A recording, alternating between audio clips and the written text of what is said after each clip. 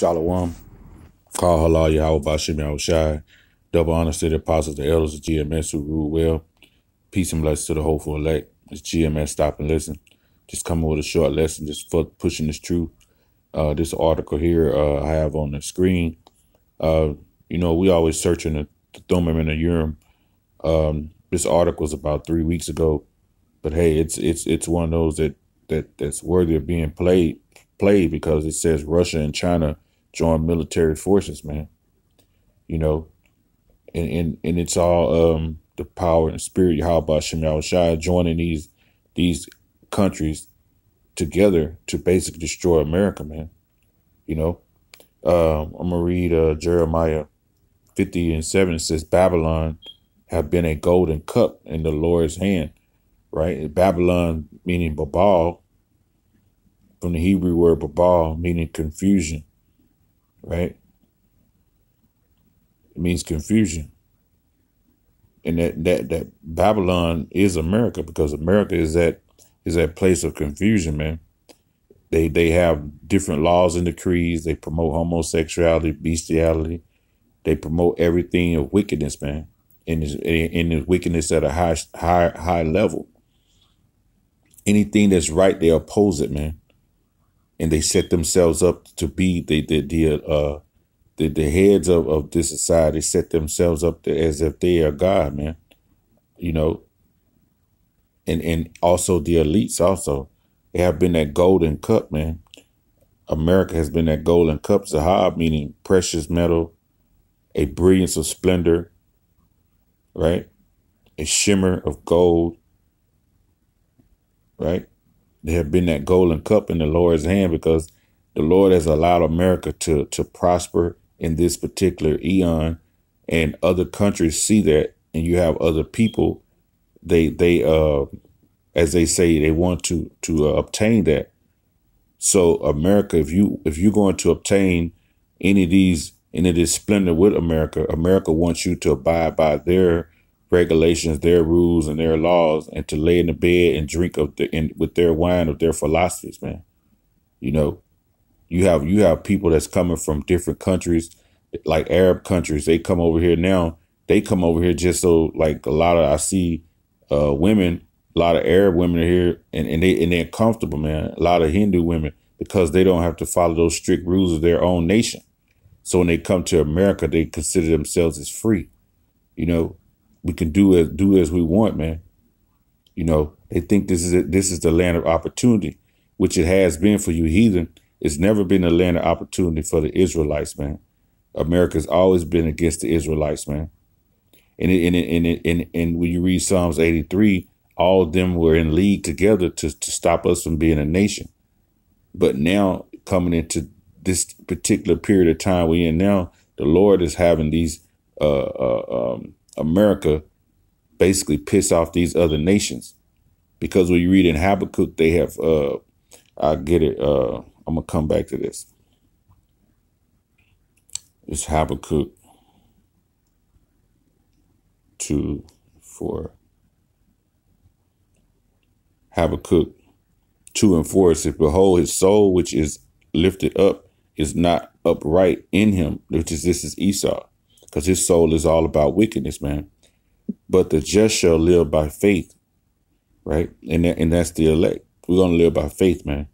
It says, "Yeah, also because he transgresseth by wine, he is a proud man. He never keepeth at home, who enlarges his desires as hell, and is as death, and cannot be satisfied, but gathered unto him all nations, and heapeth unto him all people." So Esau, through his philosophies, man, he's in people, other nations,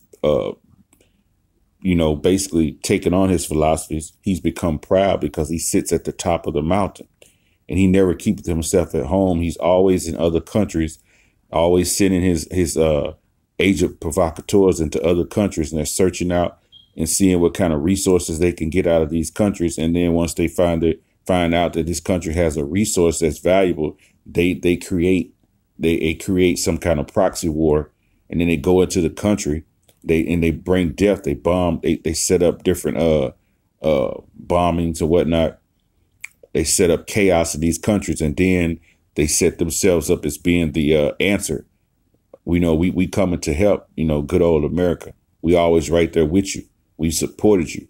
But actually, they're going in these countries, stealing the resources, and then they bring death to the people, man. But when they show people on this side, it's always like they're the good old America that's helping out. But when you ask those people in the country, they don't want them there, man, because it's death when they come to those other countries, man. They bring death to those people, man. Back in Jeremiah 51, it says, Babylon has been that golden cup in the Lord Yahweh's hand that made all earth drunken, right? So they're drinking of those philosophies. They believe in those philosophies. And now you have all these countries, they're dumping the dollar. They're burning the dollar. They're trying to go away from it, basically deal with each other. They don't want to deal with that dollar anymore, man. So that's how you basically destroy a superpower from within. Just don't deal with the money, which is going to culminate to what? A World War III. So these countries are gearing up, man. They're gearing up and coming together on how basically when America try to come against them, how they gonna deal with it. Because sooner or later, man, Yahweh Shemel Shai is setting it up. He's finna bring the nation of Israel back to the rightful rulership, and America has to be destroyed. So he's using these people. He's using these Ishmaelites and these other Edomites and these Moabites, man. He's using them. He's putting the spirit on their mind to think a thought, like you see in Ezekiel 38, and they're getting ready to come against America. It says the nations have drunken of her wine, meaning her philosophies, man. You believe in all her philosophies. Therefore, the nations are mad, man. They're mad, man, because a lot of America's stabbing a lot of these countries in the back. That's why you have Turkey. Turkey has never really been at any discretion with America. But here lately, the leader of Turkey basically said, man, y'all stabbed us in the back, man. Because I remember at one time when I was stationed on that side, the lira, which is it's the money system, is called the lira. You used to, if you had $10, it would get you like 410,000 lira. But then America they started letting America come in and deal more. And then just like 5 years ago, the Turkish dollar had got so strong, it was $1 for $1. So if you had 4,000 lira back in 95, 5 years ago, you'd had $400,000. But now it's the dealings of America is so wicked to now they're not upholding whatever they told Turkey or whatever. But now Turkey is even mad at them. So they says the nations are mad. They're becoming angry at America, man. They know they've drunk that wine, man. And that wine is all dregs, man. It's not no sweet wine no more, So they're going to all come together. So I just want to play a little video of this Russia and China joining military forces. Now time for a look at the two superpowers who are uniting military to be prepared for a possible war scenario, namely Russia and China, and the threat, the U.S. Beijing and Moscow have concluded that they need close cooperation because under President Donald Trump, the U.S. foreign policy has become increasingly aggressive.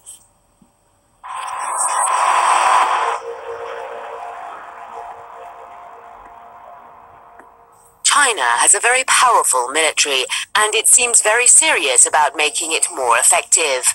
The People's Liberation Army has recently unveiled advanced weapons and military hardware. 2 state-of-the-art warships with long-range air defense and anti-submarine capabilities are just some of the latest additions to its naval fleet. This is China's first domestically built aircraft carrier. The massive vessel was launched last year as part of an extensive program to modernize the armed forces. The aircraft carrier is considered the symbol of Beijing's determination to boost its defense capabilities. Leaked internal military documents show Beijing is rapidly expanding its armed forces to protect its interests around the world. The documents say, as we open up and expand our national interests beyond borders, we desperately need a comprehensive protection of our own security around the globe. I think every power always must work on the assumption that war is a possibility. It hopefully is not desirable on anybody's part, but I think every country has to have contingencies.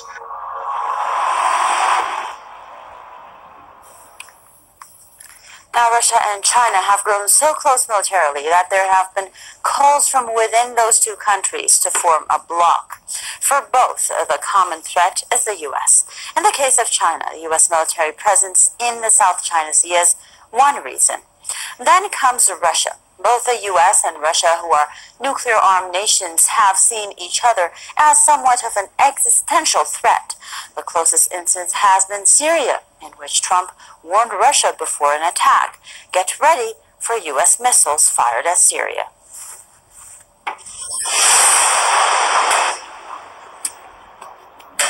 Trump is a proud man. The growing military might of the Asian power is causing jitters in Washington. The United States has made no secret of its concerns about China's expanding global role. The U.S. has long viewed China as a geopolitical threat, and now the U.S. may have more reason to worry. The Asian power is getting closer to Russia in a bid to counter global threats.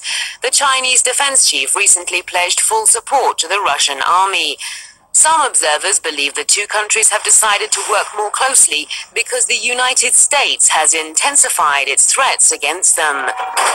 Given the provocative way that I'm sorry to say that U.S. forces have been behaving with respect to areas of vital concern to both Russia and China, almost as though American policymakers desired to push Russia and China into each other's arms, it is not unexpected that those two countries would be working very closely together. Beijing and Moscow seem to have concluded that they need the close cooperation because under President Donald Trump, U.S. foreign policy has become increasingly aggressive. It's something I think people in Washington need to take very, very seriously. This is not a game. We don't go around poking these countries and then expect them not to think about what they would do in the event things go wrong. So they think Yahweh Shem Yahushua is a game, man.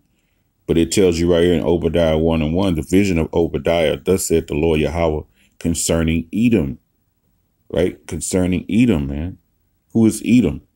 Edom is the descendants of Esau, man. Are you known as a so-called white man? We have heard a rumor from the Lord Yahweh, and an ambassador is sent among the heathen. Ambassador. It says an envoy, messenger. Right? And herald, a doer, an ambassador, a messenger. We are those messengers, man, that you see on the highways and byways. You know, it says, arise ye and let us rise up against her in battle, man. And that's what they're doing. They're coming together, Russia and China, man. They're going to come together with Iran because Russia has an interest in Iran. They're going to come together, man. That word battle, right, goes into what? War, man. And that's what it's talking about. A sense of fighting, man. You know, engagement, general war, battle, fight. You know, that's why you see the threat of thermonuclear destruction, man, is right here, man. This is how we're going to, the salvation of Israel is going to come forth through that thermonuclear destruction, man. You know, it says, behold, I have made thee small among the heathen, thou art greatly despised, man. Right? They're greatly despised, bazar, meaning to hold in contempt, to disdain, man. To despise, to regard with contempt. To be despicable, man. To be vile, to be worthless, man. These countries, man, they have no trust in America right now, man. Now, years and years ago, presidents ago, you would always see them shaking hands. They believed in the philosophies of America. But with this idiot, this crazy fool right here, man, hey, this is the one, man. He could be the one that bring it, man. You know, he's so proud and arrogant, man, because he's epitome of what the Edomite is, man. They don't trust him, man. The pride of thine heart have deceived thee, man. Because he, you know, hey, it says they have deceived thee. And thou dwellest in the clefts of the rock, man. That's where you came from, the caves, man. Whose habitation is high, man. Your habitation is high even now. That's why you have came back and built the desolate places like you said you would. You built these tall skyscrapers. You try to build the tallest buildings, and you sit up at the top, man. And you looking down on everybody, you know.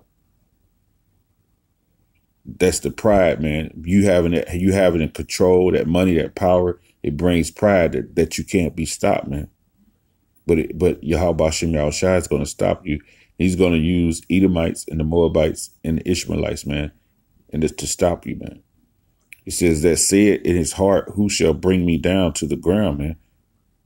And Trump he's always bragging about the military might.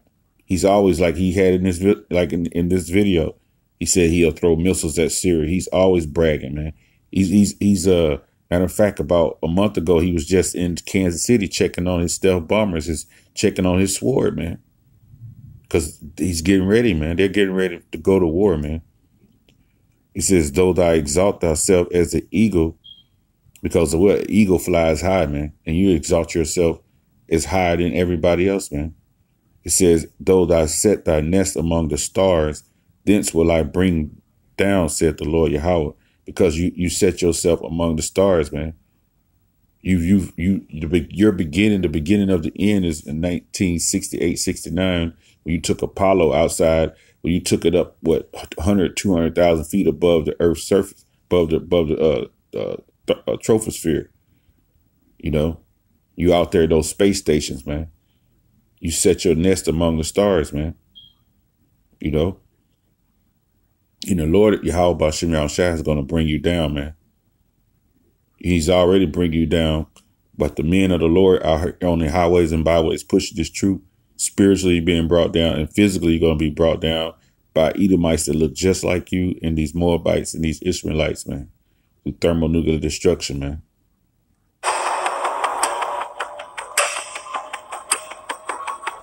The United States is trying to pressure the People's Republic of China on several fronts. One of the hotspots is the South China Sea. China, Vietnam, the Philippines, Taiwan, Malaysia, and Brunei are engaged in bitter territorial disputes there. The United States has deployed military ships and aircraft near some of the disputed islands.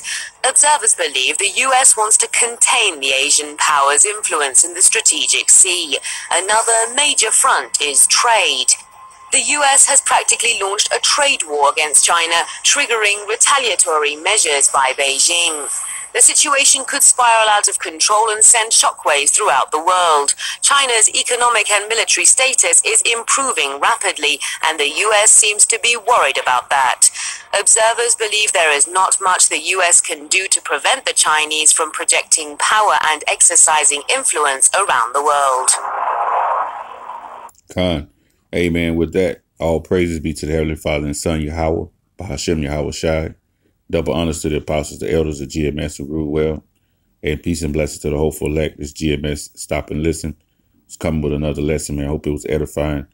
Hey, keep your faith, brothers. We're almost out of here. Shalom.